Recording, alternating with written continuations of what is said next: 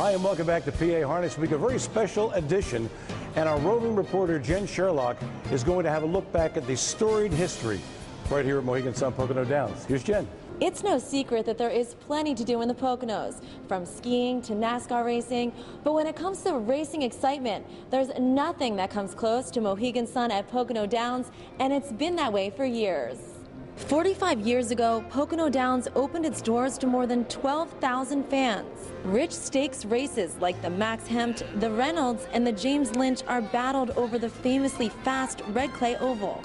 And with purses as high as $16 million a meet, Pocono has attracted A-list stars, both human and equine, which in turn has led to count them, 6 world records for a 5/8 mile track. The biggest secret in our business has been they've had the best racetrack in the country. It's always been a great racetrack. They got one of the best trackmen in the country.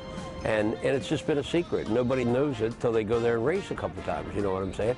And then they start finding out. Now, you get awful red on a muddy night, but it's just a great, and then they built that state-of-the-art paddock, and we went from there. You know, it's just evolved to where we're at today. I raced there when they had the little wood paddocks outside, and there was no heat. It's just amazing what Mohegan Sun did over there. You know, they went from new management to, you know, that new paddock they built. It's heated and it's got flat TV screens. It's just prime time racing. It's just beautiful what they did over there, and, you know, we're just thankful to have it. Obviously, the quality of racing has improved big time over the past 4.5 decades. But what's happening on the red clay racetrack isn't the only thing that's changed with the times. The northeastern Pennsylvania track has seen several different owners, but it was in 2005 that Mohegan Tribal Gaming Authority bought it for $280 million. And a year later, the first casino in Pennsylvania was opened.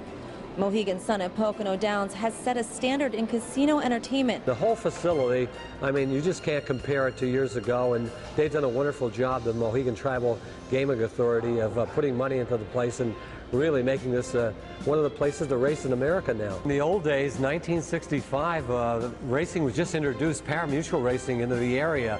And at that time, they had a short meet, started around Memorial Day, ended at Labor Day. And 12,000 people would come out. 16,000 people plus came out to the races to watch the inaugural here at Mohegan Sun at Pocono. So 45 years ago, the cost of this Pennsylvania standardbred facility was $7 million.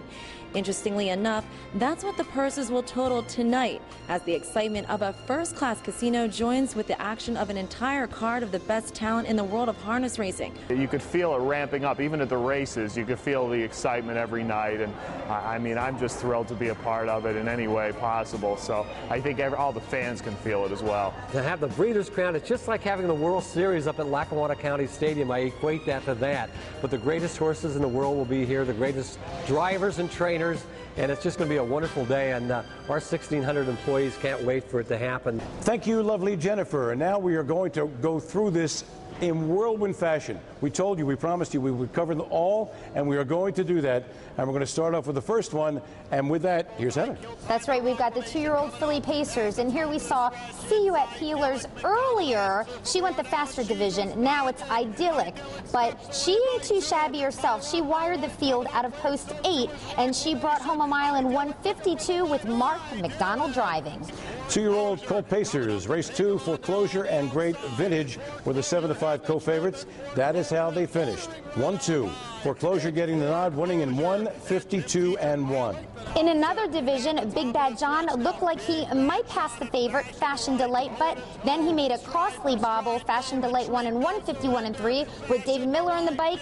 Big Bad John took second and hopefully will behave himself in the final. In race 13, Shady Shark Hanover upset the field at 8-1 with Jim Morrill Jr.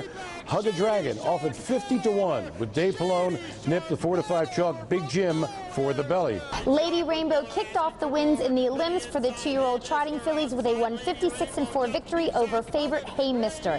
Lady Rainbow will be looking for her pot of gold for trainer-driver Rick Zeron in the final. In race 5, Fitness Girl with Tim Tetrick driving beat Martini on the Rocks, as Fitness Girls will often do with martinis, by 2 in 1:57.4. 4 ladies were a bit unruly in this one, going off stride in this third and final leg for the freshman trotting lasses. Sweet Love behaved herself and was the fastest for her division with a 1:56 and 2 mile. David Miller was in the bike. 2-year-old trotting colt stepped into the Friday night spotlight in the opening heat.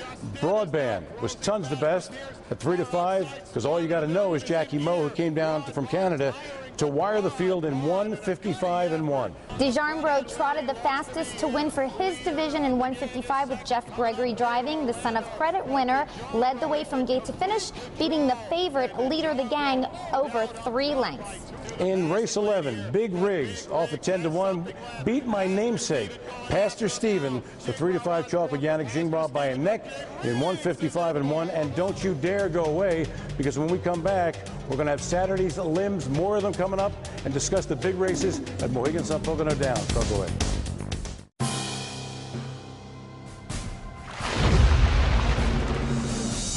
Welcome back, harness racing fans, to PA HarnessWeek, a very special edition. We are thrilled because, of course, tonight is the Breeders' Crown. For the first time, all 12 races at one venue, and the venue is Mohegan Sun, Pocono Downs. So you want to be part of it. It's sports history. In the event you can't get out here, well, we have an alternative, a plan B, which is what, babe? We will be on MAV TV from 9 to 11. We're going to show 4 fabulous races. It's going to be live. If you don't know if you have MAV TV or don't know where to find MAV TV, just go to mavtv.com. It's that easy, and look us up. Or just stand on the corner and go, I want my MAV TV. That might work too. All right, back to Saturday night's action. 3-year-old filly paces in race 7. And with that action, here's Heather. Okay, yes, like you said, 3-year-old filly pacers. We featured put on a show earlier, and her main competition is Canny Cammy. Now, this mare actually wired the field in 1:51. Nice mile with Jim Earl Jr., who was super hot in the 55-degree weather. Race 9, 3-year-old trotting fillies were on display. Costa Rica was the chalk, but in the end, it was Fashion Feline, although I'm somewhat allergic, who won it at 5 to 2, didn't pussyfoot around, got her nose in front, nipping up front Weinstein, clearly named after Juan Epstein on Welcome Back, Kotter, winning in 1:55 and 2. Spicy Wings got 3rd. Now with race 11, here's Heather. Yes, this was the last Breeders' Crown, a limb for the evening, and it went to behind closed doors at 1:54 and 3. She was 6 lengths ahead of the field at the stretch with all alone Dave Pallone, the favorite in here, Bar Slide, who won the Hambletonian Oaks. She did not make the final. Now it's time to talk about the divisions where there were no limbs, and not the least of which was the 3-year-old colt trotters, where Hambletonian champion Muscle Massive takes on his conqueror in recent weeks, Lucky Chucky. What do you think is going to happen in that heat, huh? You know, both of them have $1 million races this year. It's going to be tough. I think actually Lucky Chucky is going to end up being the favorite tonight. I think you're probably right. Yeah. And I usually am right, but I don't know. Muscle Massive, I'm not sure. I don't know. Maybe it'll be a dead heat. Maybe. Okay, how about older pacers? Shark Gesture won the West, foiled again. Hypnotic Blue Chip. What's the call, babe? Oh my goodness, I love this field so much. These guys make me so excited. Okay, yes, Shark Gesture, he's the headliner in here. He will probably be the favorite, won the West. He's made over $1 million this year, so he's made more than anybody else in the field. And then Hypnotic Blue Chip is actually the fastest in the field. So, yikes, I don't know. And Shark Gesture, we must say, doesn't like the tighter turns of a smaller track.